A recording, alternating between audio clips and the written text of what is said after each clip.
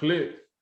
All right, so you know what time it is. It's rapid reactions. A whole lot of topics, a little bit of time. Jake, the floor is yours. All right, yesterday, three-time Sixth Man of the Year Jamal Crawford announced his retirement from the NBA, even though he was not on the NBA roster the past two seasons. What are your thoughts on his career? Listen, man, I think, Jamal Crawford, as you said, like one of the guys that made being the Sixth Man of the Year kind of cool. But what I remember about Jamal Crawford the most is, so I don't know, Jay, if you're familiar with AND1, like the AND1 mixtapes, Hot Sauce, The Professor, Escalade, those guys where they be playing in the circuit, and it's basketball, but it's more about the tricks that they do with basketball.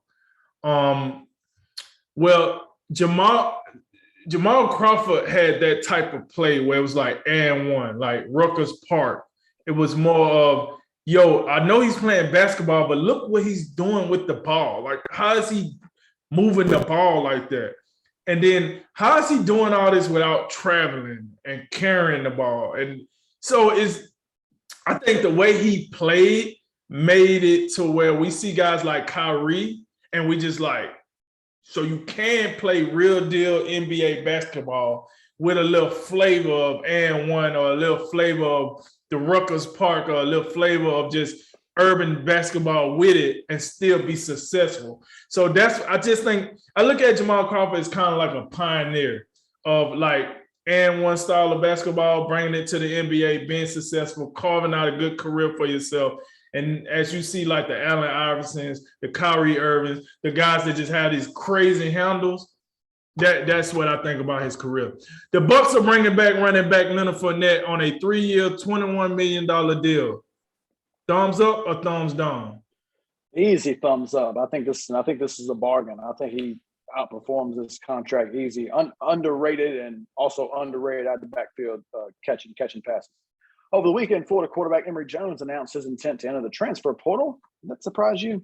It does not, and I won't be surprised if Anthony Richardson also goes in transfer portal, just simply because when Dan Mullins recruited these guys, still think we're in the NFL. When he recruited these guys, he recruited them for a certain type of offense, which was more of the Dak Prescott, Tim Tebow type of offense, where you're a runner, you pass every so often, but it's more built around what you do with your legs. Billy Napier ain't that.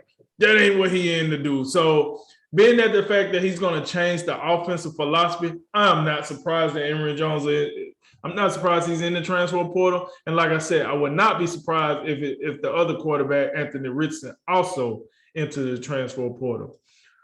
Former Houston Astros shortstop Carlos Correa has signed with the Minnesota Twins for a 3-year, $105 million.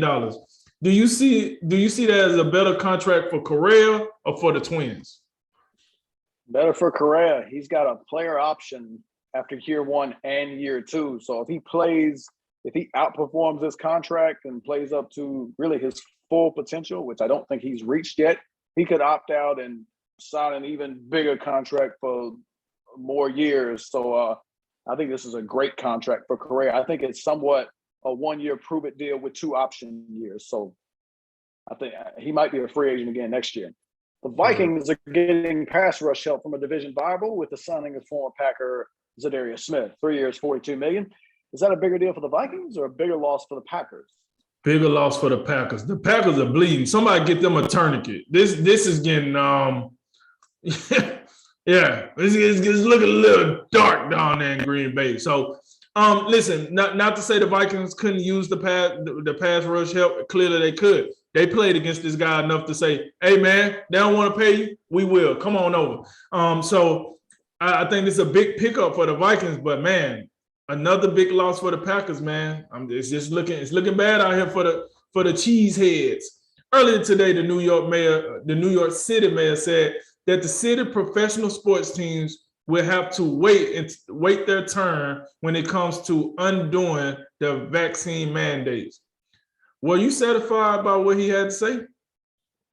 No, not on any level. I don't know. I don't understand what you're talking about. What is this, a courtroom where everybody that's been like, you got the sports teams, you got the restaurants, you got the businesses, everybody just get in line and come in the courtroom and we'll see if okay, you can get the coach. No, man, the repeal everything. And the thing about it is, you notice like all these leaders and bureaucrats and whatever, whoever makes these rules, they had no problem implementing these wide sweeping rules. But then we got people out here, they want to play around like, well, you know, we can't just repeal them so fast. Yes, you absolutely can.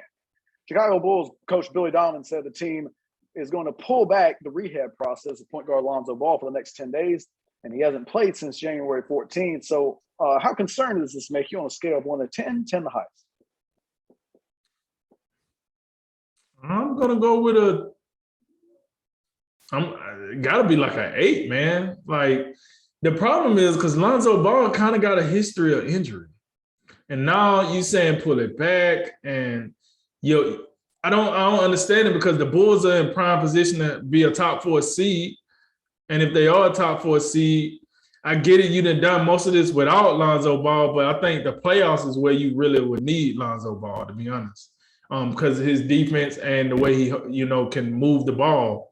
I don't know. I'm going with an 8, man. We might not even see him in the postseason. That's what I'm feeling like.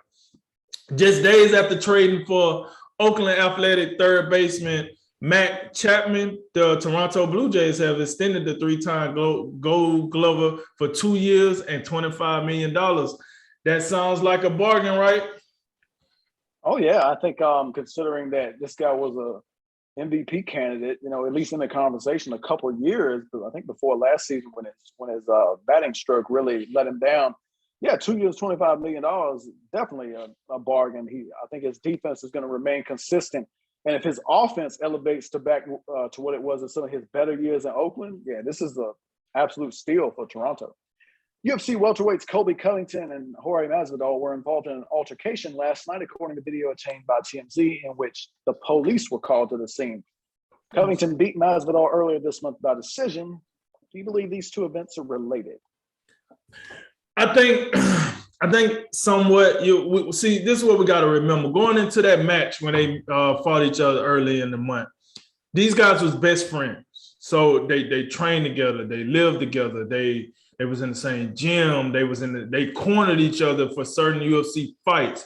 So that fight you thought probably was like the overall culminating event, and after the fight they was gonna be okay. Well, that didn't happen.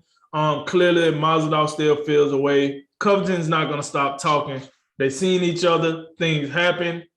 And now Jorge Masvidal is charged with felony battery. Just leave that at that. But, yeah, in somewhat they do. But I think the friendship is more of a culprit of what happened here than anything. Well, the former friendship, I should say. Last one. We got the Phoenix Suns. We got the Denver Nuggets. Thursday night from the Mile High City. Jay, who you got? Who you got? I want to go Denver, but they're still missing Jamal Murray, still missing Michael Porter Jr. I think it'll be too much for the Joker to overcome. And so for that, I'll take Phoenix. And that concludes tonight's Drink of Wisdom. As always, thank you for joining us. Like, listen, share, subscribe. I'm Jay Wise. And I'm Nathan Drinker. And remember, make tomorrow better than today, and make today better than yesterday. And you know what we gonna do. We gonna holler at you until next time, baby. Ladies and gentlemen, this is a Drink of Wisdom.